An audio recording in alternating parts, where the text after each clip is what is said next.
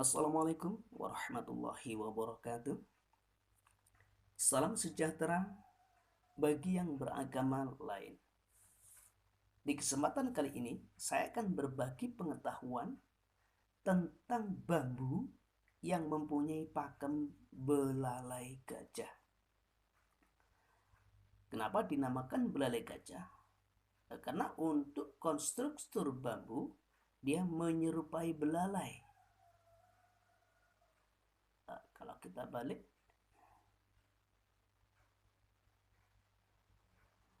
belalai. Dan di sini di tengah itu ada semacam alur, namun bukan alur. Ini kayak membelah, namun dia menyatu. Inilah yang dinamakan sambung raga atau sambung rogo.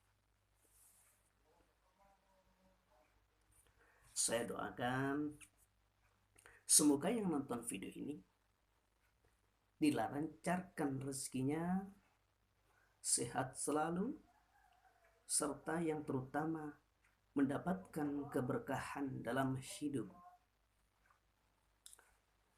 Untuk membangun channel saya supaya berkembang, bantu supportnya dari saudara-saudaraku sekalian. Like, subscribe, komen, dan share. Itu pun jika sekiranya video ini bermanfaat dan menghibur tentunya.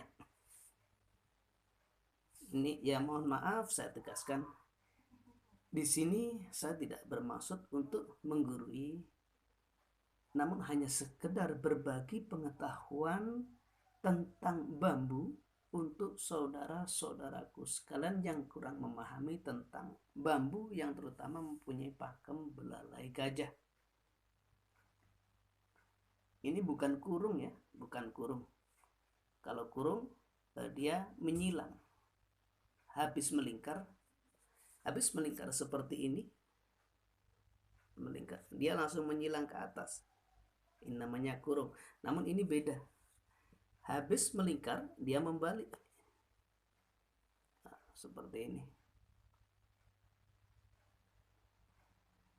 Inilah yang dinamakan bambu yang mempunyai pakem belalai gajah. Saya akhiri, cukup sekian. Mohon maaf jika ada kata-kata saya yang kurang berkenan di hati, kiranya mohon dimaafkan. Saya akhiri, wassalamualaikum warahmatullahi wabarakatuh.